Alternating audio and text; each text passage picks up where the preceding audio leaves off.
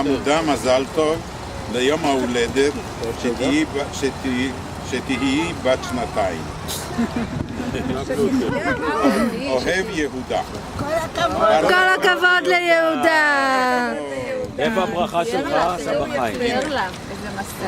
קשת, תראי איזה ציור יפה יהודה צייר לך. והוא גם נותן את המתנה. תגידי ליהודה תודה. הנה יהודה פה. הנה הוא מביא לך גם מתנה.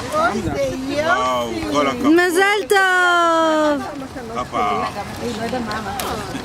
נותנת לסבא. עכשיו סבא יקריא ברכה. רגע, עוד מתנה לקשת. את מקשיבה קשת? לקשת היקרה בת השנתיים, מזל טוב. חלפו להן 2 והקטנה צמחה בינתיים, ויופייה פי 7 עם חיוך מתוק שפתיים. בלשונה היא מגלגלת ומילים היא מטבלת. סבא! סבתא! מה קרה? הכל בסדר, תודה רבה. דעתנית ואנרגטית, מרקדת וטמפרמנטית. גרמי שמיים מוקד לסקרנותה, בעלי חיים מושא אהבתה.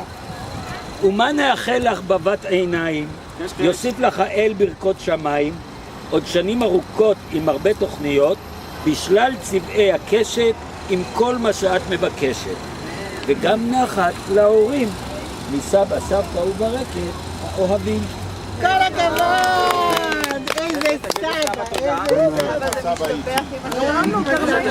כדי לא להזכיר את המילים המסוימות שלא... קשת, איפה הירח? יודעת על מה אני מדברת? תקראי את התגובה, יאללה. היא שואלת עשרות פעמים ביום איפה הוא זה של הלילה. ואיפה שוקעת?